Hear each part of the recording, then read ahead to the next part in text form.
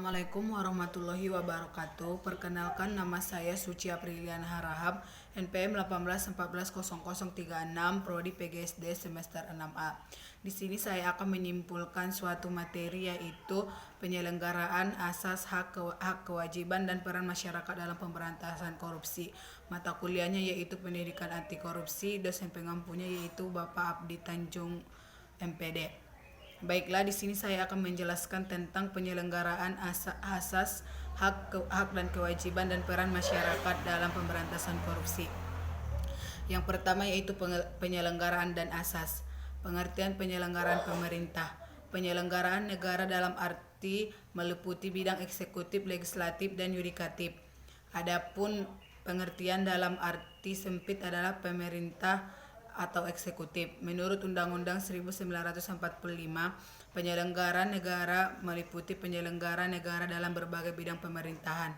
Penyelenggara negara menurut Undang-Undang Republik Indonesia Nomor 28 Tahun 1999 tentang penyelenggara negara yang bersih dan bebas korupsi, kolusi, dan nepotisme adalah pejabat negara yang menjalankan fungsi eksekutif, legislatif atau yudikatif, dan pejabat lain yang fungsi dan tugas pokoknya berkaitan dengan penyelenggara negara sesuai dengan ketentuan peraturan perundang-undangan.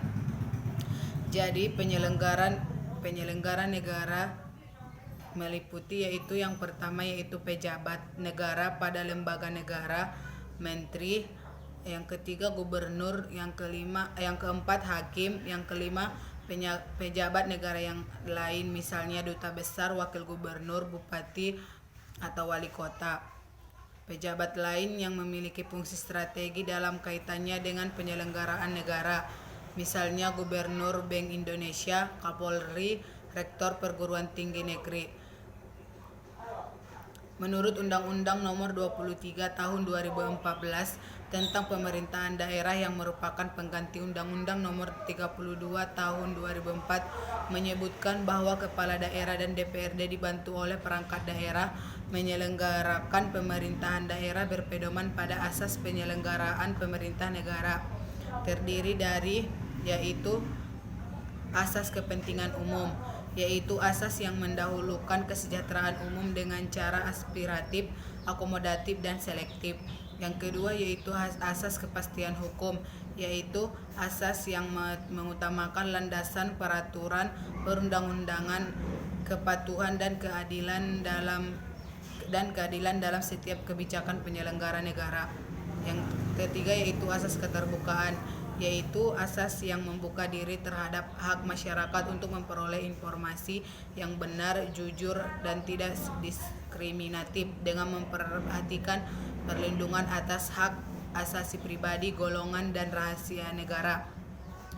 Yang ketiga yaitu asas tertib penyelenggara negara, yaitu asas yang menjadi landasan keteraturan, keserasian, dan keseimbangan dalam pengendalian penyelenggara negara.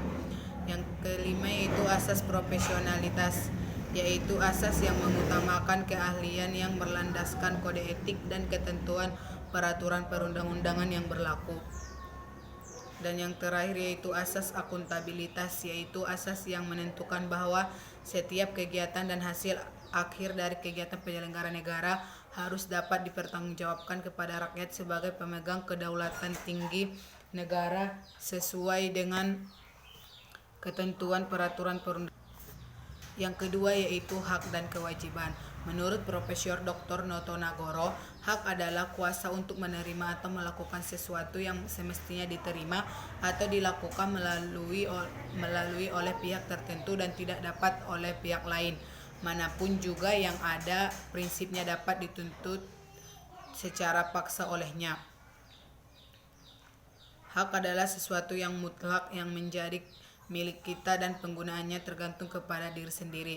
Contoh hak adalah yang pertama yaitu setiap warga negara berhak mendapatkan perlindungan hukum.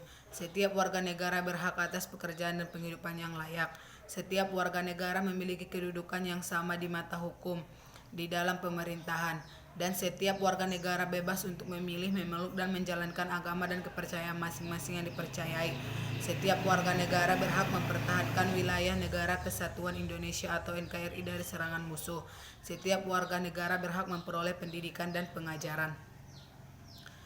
Kewajiban adalah sesuatu yang dilakukan dengan tanggung jawab. Contoh dari kewajiban adalah setiap warga negara memiliki kewajiban untuk berperan serta dalam membela, mempertahankan kedaulatan negara Indonesia dari serangan musuh. Setiap warga negara wajib membayar pajak dan retribusi yang telah ditetapkan oleh pemerintah pusat dan pemerintah daerah. Setiap warga negara berkewajiban taat, tunduk, dan patuh terhadap segala hukum yang berlaku di wilayah negara Indonesia ini. Sebagaimana telah diatur oleh Undang-Undang 1945, maka kita harus melaksanakan hak dan kewajiban kita sebagai warga negara dengan tertib yang meliputi hak dan kewajiban dalam bidang politik, hak dan kewajiban dalam bidang sosial budaya, hak dan kewajiban dalam bidang hukum, dan hak dan kewajiban dalam bidang ekonomi. Yang ketiga yaitu peran serta masyarakat terhadap pemberantasan korupsi. Terwujudnya masyarakat yang adil dan makmur adalah cita-cita yang diinginkan oleh masyarakat. Masyarakat yang adil adalah masyarakat yang menjunjung tinggi nilai hukum. Artinya, melakukan aturan hukum yang berlaku. Masyarakat yang makmur adalah masyarakat yang dapat mencukupi atau memenuhi kebutuhan hidupnya secara layak dan wajar. Artinya mereka mencukupi kebutuhan hidupnya dengan bekerja secara layak dan wajar dalam arti melawan hukum. Bentuk-bentuk peran masyarakat dalam memberantas korupsi antara lain yang pertama yaitu peran sebagai informasi atau penyuplai informasi. Dalam hal ini masyarakat berperan mengambil inisiatif untuk melaporkan, membeberkan, dan memberikan informasi kepada aparat penegak hukum terhadap kemungkinan terjadinya praktek korupsi. Yang kedua yaitu peran sebagai penyebar isu.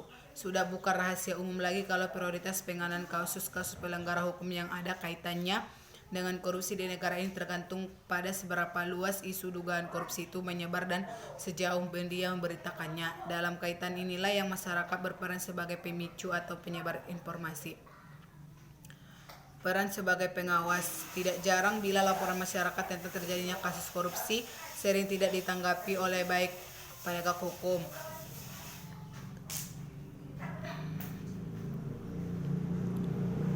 Untuk mewujudkan hal itu diperlukan penggalangan masyarakat. Strategi penggalangan keikutsertaan masyarakat dijabarkan dalam sejumlah kegiatan yang terdiri dari pengembangan hukum, kerjasama antar komisi pemberantasan korupsi dengan lembaga-lembaga publik disertai dengan perumusan peran masing-masing dalam upaya pemberantasan korupsi, pengembangan dan pelaksanaan kampanye anti korupsi nasional yang integrasi dengan diarahkan untuk membentuk budaya anti korupsi. Contoh peran masyarakat dalam pemberantasan korupsi yaitu peran serta masyarakat tersebut meliputi tentang hak dan kewajiban masyarakat. Beberapa hak masyarakat ialah berhak mencari, memperoleh, dan memperbaiki informasi adanya dugaan telah terjadi tindak pidana korupsi serta menyampaikan saran dan pendapat kepada penegak hukum dan atau komisi mengenai perkara tindak pidana korupsi. Sedang penegak hukum dapat memberikan pengamangan fisik terhadap pelapor. Dalam hal tertentu, penegak hukum atau komisi dapat menolak untuk memberikan isi informasi atau memberikan jawaban atau saran atas pendapat.